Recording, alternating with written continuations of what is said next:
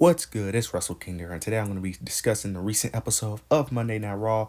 Finna jump straight into it. Tonight's episode is the go-home show for Clash of the Castle. Starts off with a Drew McIntyre promo, which ends up getting interrupted by Damian Priest in the Judgment Day without Dominik Mysterio. Drew McIntyre was talking about, his upcoming match at Clash of the Castle, mentioned Damian Priest, and he ends up mentioning the Judgment Day. He ends up mentioning that without the Judgment Day, Damian Priest doesn't have a shot to beat him. Then Damian gets on the microphone. He comes in the ring. He ends up saying that Drew McIntyre is still making excuses and that he made this personal by Drew McIntyre saying that he needs the Judgment Day to win. Damian Priest ends up saying that he's going to win at Clash and that he loves his crew, but he doesn't need the Judgment Day to be champ. Drew ends up saying that the only chance he has of winning is against the Judgment Day. Damian Priest gets a little frustrated. He's tired of Drew McIntyre making excuses. So he keeps on saying that Drew McIntyre keeps passing the blame. So he ends up making a match. He ends up saying that he wants Drew McIntyre to face Finn Balor. If Finn Balor wins, then Judgment Day gets to be at ringside. But if Drew McIntyre gets to win, then Finn Balor and the rest of Judgment Day are banned from ringside. And Drew McIntyre basically ends up saying that he's going to end up being the new World Heavyweight Champion on the next Monday Night Raw. So the main event ends up being Drew McIntyre and Finn Balor, and that plays into the story of what can happen at Clash of the Castle this Saturday. Next, we get a Liv Morgan and Dominik Mysterio segment. Liv Morgan, it's in the Judgment Day's locker room. I think the clubhouse. Yeah, she's in the clubhouse. Dominik Mysterio if he don't want Liv Morgan there, he's like, no, please leave. Liv Morgan responds, ends up saying that I know you're supposed to hate me, but I would like to see you later on, and I think you want to see me. You want to see me too. Dominik Mysterio ends up refusing. Liv ends up responding, ends up saying that I understand, but I don't think a handsome man like you should be with a girl that makes you call her mommy. A man like you should be with a woman who calls you daddy. And if you change your mind, I will be in my hotel room. Then she just leaves. I love what they're doing with Liv Morgan. Liv Morgan constantly trying to seduce Dominik Mysterio.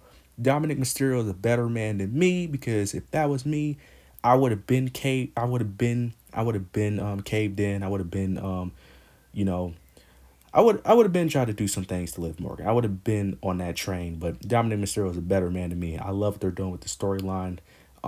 Liv Morgan is playing a great character. She is really, really making this storyline between her, Dominik, and Rhea really interesting. I love what they're doing.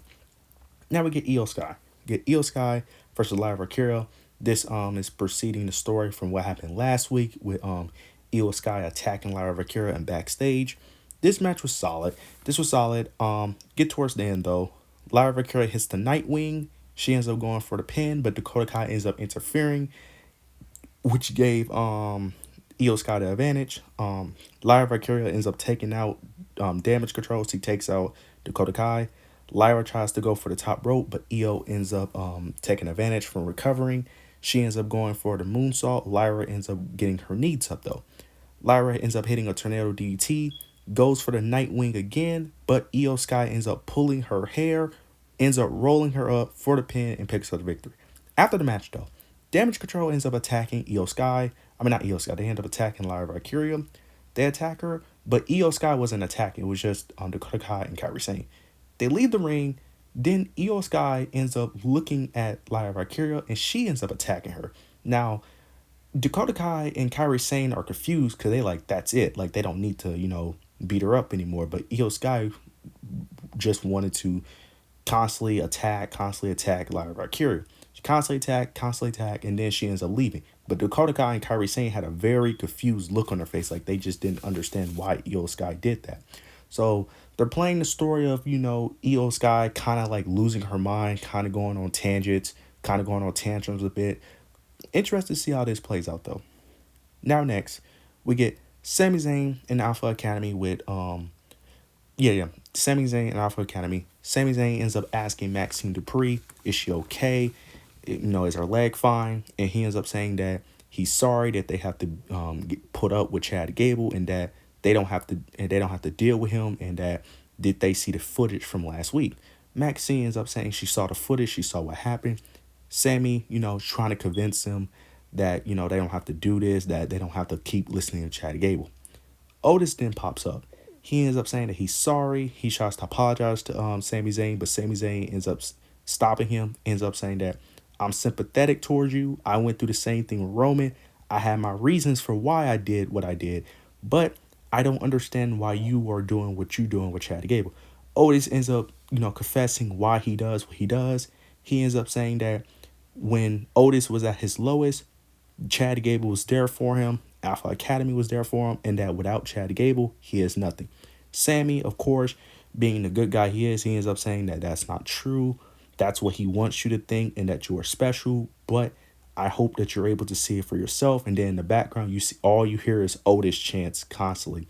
It's crazy how over Otis is in a short amount of time. Now, Otis has always been over, especially for a while, but it's crazy how over this storyline has gotten him. It is really wild. Same thing with Chad Gable. This storyline is the best thing that's going in WWE.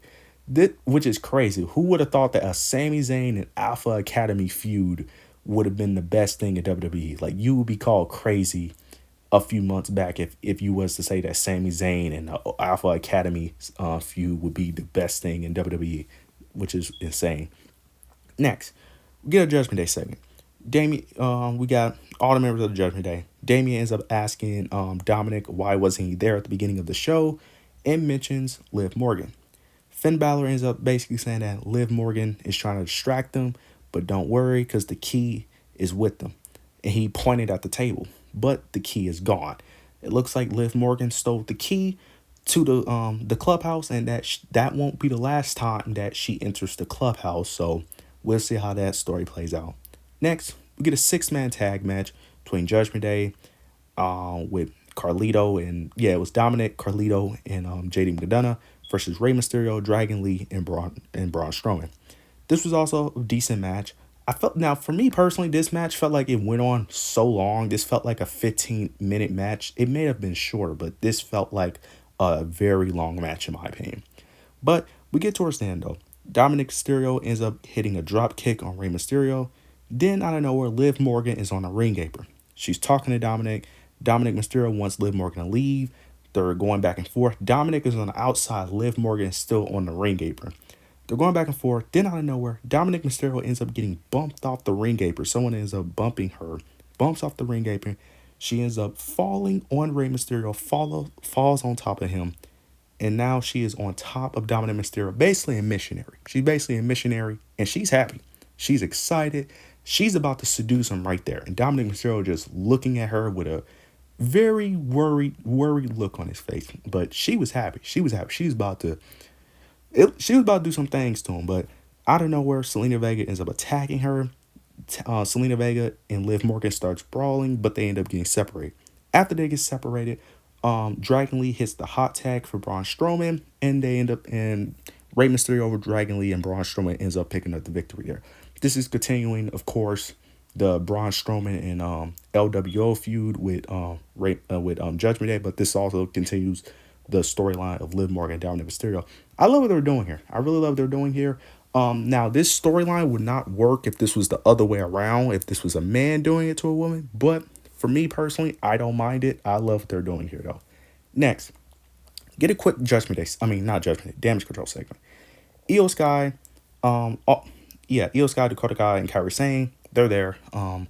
Dakota Kai is asking what happened, like why did you lash out like that? Io Sky ends up saying that it had to be done, and then she starts losing her mind. She starts holding her head, going crazy, screaming, and then she says damage control has to change. So we're gonna see what she means by that. I'm hoping a breakup because, man, no offense, I'm tired of Damage Control, and Damage Control has been a big disappointment in my opinion since they first arrived, because they had so much potential, but they just constantly failed to book them right. And to be honest, they're all better off as single stars outside of Kairi Sane, but Dakota Kai will be better off as a single star. Same thing with Io Sky, and plus Raw needs more singles talent anyway, because since Liv Morgan is the champion, you kind of need more single stars because there's no one on Raw that can actually face Liv Morgan. because the only person that could really face her is Lyra Valkyria, but you have her facing Io Sky, and Io Sky would be the other competitor to face Liv Morgan, but she's busy with Lyra Valkyria. And then every other woman on the roster are in a tag team, so it kind of leaves no one to really, really face off Liv Morgan, to be honest. If it leaves no one to face Liv Morgan. Now we get Sami Zayn and the Alpha Academy. They have a promo. Sami Zayn starts up the promo. He ends up mentioning, Clash at the Castle, mentions, Alpha Academy, mentions Chad Gable. Then Chad Gable and Alpha Academy comes out. Chad Gable ends up saying that Sami is trying to make himself the sympathetic hero and that Sami Zayn is the true manipulator, always in someone else's business. He ends up saying that the Alpha Academy are good and that they trust him and that they are happy. Sami ends up responding, ends up telling him to turn around and look at them and do they look happy. He ends up asking each member of Alpha Academy, he has Tozawa, Maxine, and Otis, are they happy? Then when he gets to Otis, you get, Otis chants over and over again. Then he ends up saying that the truth is Gable does not care about the Alpha Academy and that you guys won't be happy until you leave him. Then Chad Gable ends up saying that no one is going to leave. We are a family and family sticks together. And that tonight he's going to unleash a new version of Otis who obeys him and don't feel sorry. Then this leads into Sami Zayn versus Otis. Sami Zayn versus Otis. This was a very, very quick match. Otis started off dominating quickly, started dominating early in the match, and he was doing a splash. He was just doing a splash over and over again. Chad Gable constantly keeps telling him to do the same move over and over again, but Otis refused to do it. He refused to do it, gets distracted, gets hit with a haluva kick. Sami Zayn picks up the victory. After the match, Chad Gable attacks Sami Zayn from behind.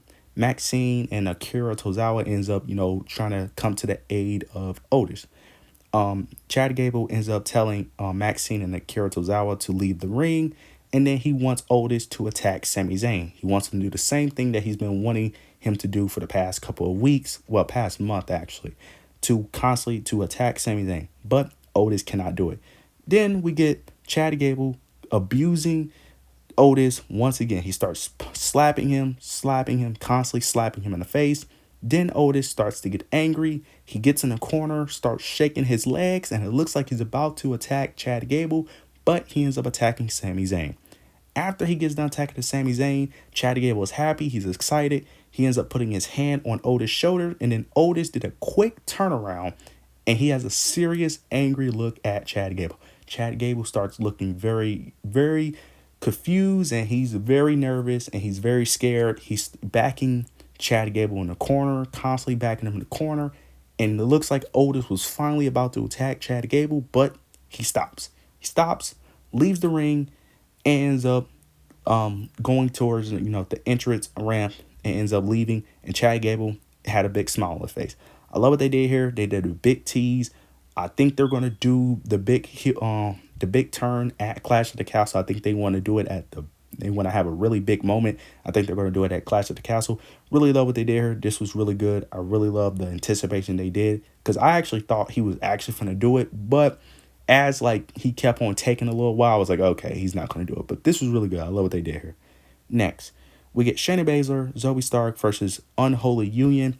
Not going to speak too much on this match. This match didn't last too long. Shayna Baszler and Zoe Stark end up winning. They won pretty convincingly as well, which is kind of weird because Unholy Union, they kind of got added to this at the last minute, and they're going to be at Clash at the Castle in the triple threat tag team match, which is weird. So I felt like they could have done some disqualification or something to try to at least make all three tag teams look legit, but I guess not. Bianca Jade was there, but they didn't really add anything. They were just watching, so I don't know why they was there. But I'm interested to see how this match goes, though, at Clash of the Castle. Now we get Bron Breakker versus Ilya Dragunov, and this was a great match. This was a really great match. I love what they did here. I love the story they was telling here. They made each opponent look very strong. This was great. They're showing Bron Breakker being the dominant force, but they're showing Ilya Dragunov also being dominant, but also being the guy that constantly gets back up, constantly fight, never gives up. I really love what they did here. But we get towards the end, though. Bron Breakker ends up hitting 3 spears. He hit 3 spears to end up picking up the victory against Ilya Dragunov, which was very shocking too, because I thought they was gonna do like a disqualification where they get disqualified, but Bron Breakker just attacks Ilya and play on that. But they actually have Bron Breakker pick up the victory here. But Bron Breakker ends up picking up the victory. And after the match though, Bron Breakker tries to attack Ilya Dragunov. Now Ilya Dragunov was on the barricade and Bron Breakker was trying to spear him through the barricade. But then out of nowhere, Ricochet comes out of nowhere, and I don't know where he came from, but he ends up jumping on top of Bron Breakker, making the save, and then did a drop kick to Bron Breakker, and Bron Breakker goes over the barricade, ends up making the save. I don't know where he came from, but whatever camera shot they did was amazing, because he just came out of nowhere and just jumped on Bron Breakker. It was cool how they did it. The camera angle was amazing how they did it though. Next, we get a tag team championship match between Alpha Truth and Authors of Pain. This was a fairly quick match as well. I'm not going to speak too much on it. Towards the end of the match, though, the New Day end up attacking one of the members of Authors of Pain, Razar. Akam end up having the advantage, but he was about to do a powerbomb on R-Truth, but no, on Miz actually. Yeah, he was about to do a powerbomb on Miz, but Truth ended up attacking him from behind with the championship. That distracts Akam. Then the Miz ends up rolling up Akam for the pin and picks up the victory here. Nothing more to really say here, but this was a decent match, nothing too special. Now, we get towards the backstage segment. After the match, Ricochet is helping Ilya Dragunov, and then out of nowhere, Bron Breakker spears Ilya Dragunov backstage. Ricochet tries to help, tries to attack Bron Breakker, but Bron Breakker ends up getting the upper hand, and then Bron Breakker just goes on a rampage and destroys Ricochet. But then we get to a moment where he's going up these stairs that's like connected to like a trailer or some sort, and there's a car.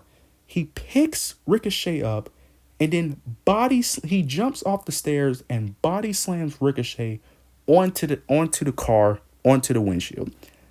This is great.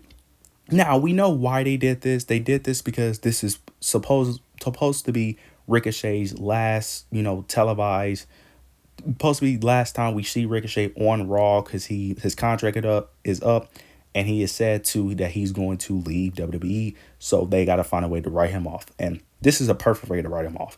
This is great. This is amazing. I love what they're doing with Bron Breakker. Bron Breakker being this chaotic guy that you just can't control, going on a rampage. This is great. After this, they show Ricochet getting in the ambulance with his fiance, crying, getting in the ambulance to, ride with him to see if he's... This is great. This is amazing. I love what they're doing with Bron Breakker. This is amazing. This is really good stuff. And I hope whatever Ricochet decides to do, whether it's staying with WWE, goes to AEW, New Japan, TNA, I wish the best of luck for him. He's been a great performer, and he's been great on the main roster, and I wish the best of luck to him. Now we get to the main event. Drew McIntyre versus Finn Balor. Not going to speak too much on this match. Get towards the end of the match. Towards the end of the match, Drew McIntyre was getting the upper hand, about to hit the Claymore. Then Damian Priest comes out of nowhere. He ends up standing on the ring apron, distracting Drew McIntyre. Then JD McDonough gets on the ring apron. He takes out JD McDonough. No, he takes out Dominik Mysterio, actually. Or Carlito. It was Carlito or one of them. Takes out one of the members of the Judgment Day. Then another member of the Judgment Day. Then he ends up hitting a Claymore on Carlito. I think that's what happened. He's a Claymore on Carlito.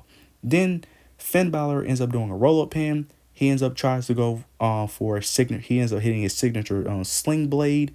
Ends up doing his signature drop kick in the corner. Tries to go for the coup de grace.